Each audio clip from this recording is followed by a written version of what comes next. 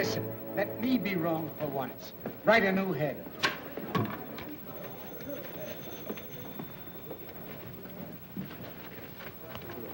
Hey, boy.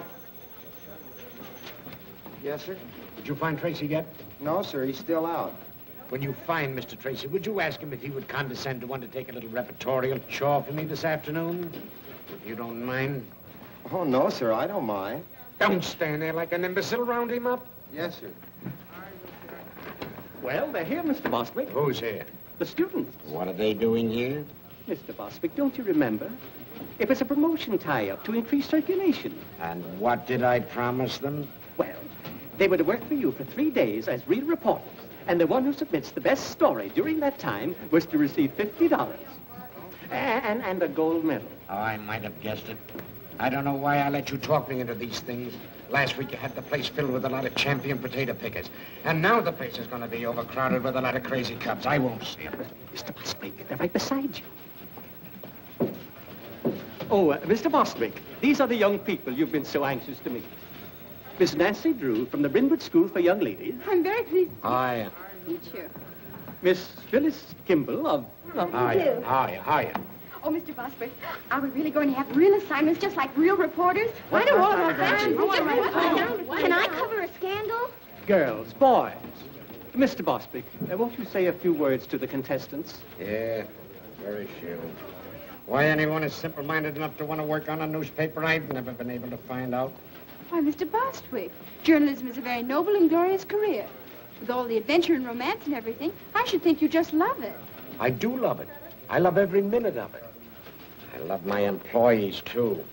Here, take one. All right. I won't look.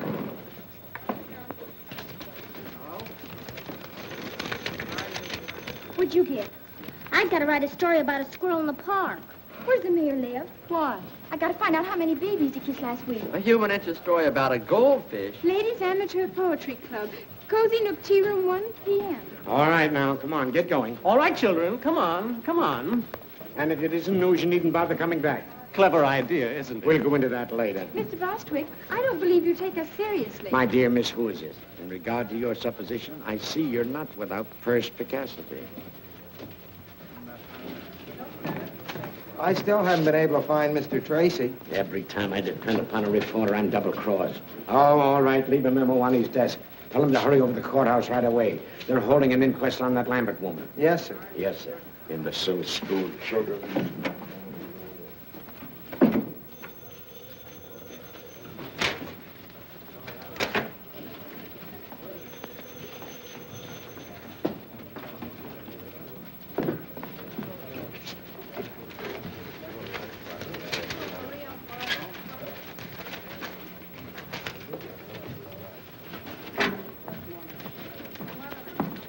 Are you satisfied with your assignment, Miss Drew? Oh, I think it'll do. For a start. Mm-hmm.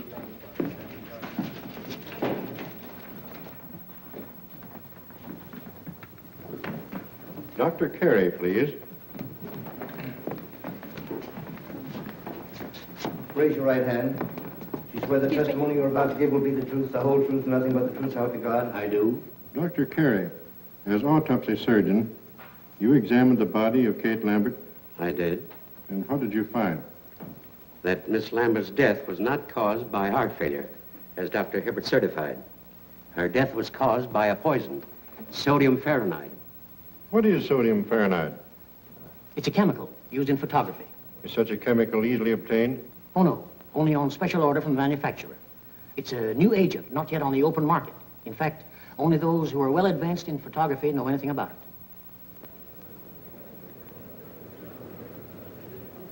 Miles Lambert. Mr. Lambert, you were the first to suspect your aunt had not met a natural death? I was. What aroused your suspicions? Well, for years, Dr. Hibbert had assured me that my aunt's heart condition was nothing to worry about. And when she died so suddenly, I was naturally very shocked and surprised.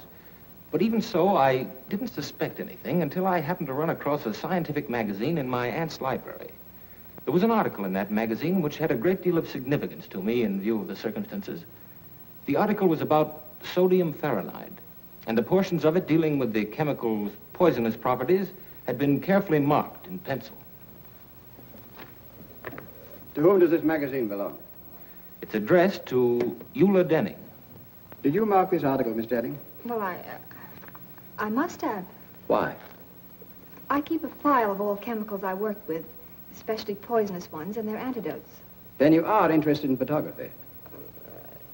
Yes. How familiar are you with sodium fahrenheit?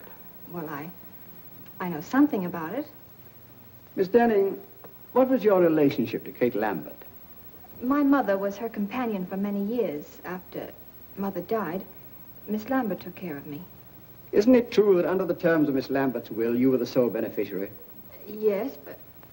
Oh, but I didn't kill her. Why, Kate Lambert was the best friend I ever had.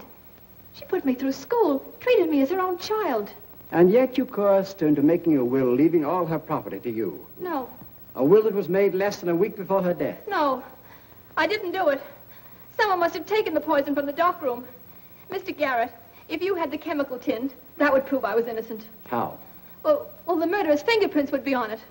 Not if they'd been removed? But they couldn't be removed. If anyone touched that chemical, the Fahrenheit would etch the prints into the metal. A search has been made for the poison container, Miss Denning. It's missing. But it must be in the house somewhere. Miss Denning, you were the only person connected with the Lambert household with the knowledge of sodium fahrenheit. You were the only one who had access to Miss Lambert's room the night she died. And you were the only one who had motive to commit murder. I didn't kill her, I tell you. I didn't kill her, I tell you. That's all. What's the verdict? The Denning girl's being held for trial, murder.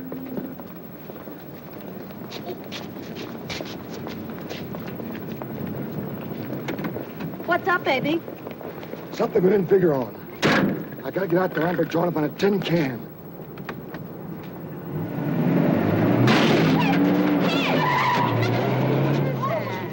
Come back here! It's gone away. It drove away. Knocked the bumper over.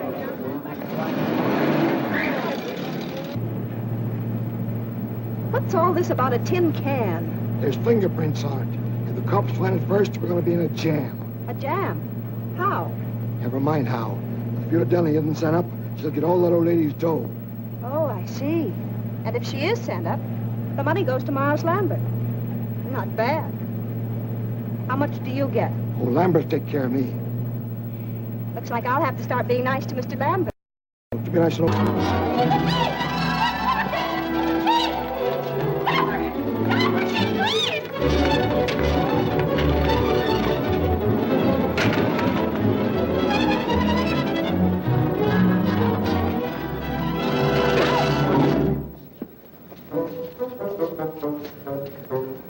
Captain Tweedy, of all people, it would have to be you.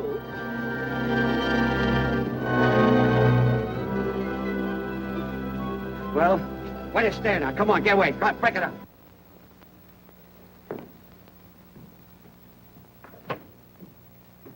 Hi, Dad. Hello, Pat.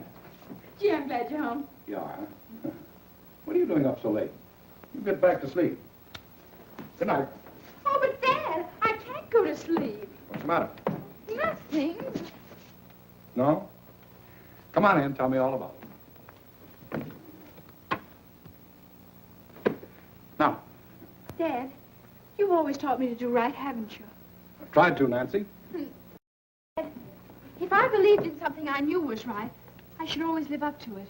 More than that. Don't back down an inch. Supposing you made a promise that you knew was right, I bet you'd keep it. Certainly. A person who fails to live up to his promise is a weakling.